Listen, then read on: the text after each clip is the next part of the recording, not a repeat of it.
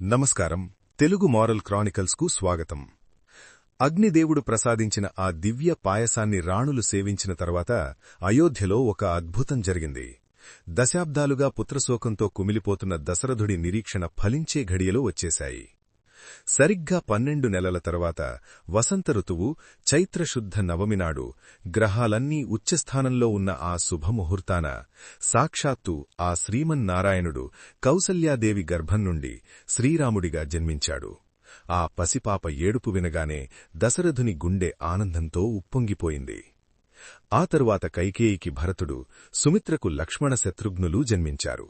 ఒకేసారి 4 దేవకుమారులు పుట్టడంతో అయోధ్య అంతా పండగ వాతావరణం నెలకొంది.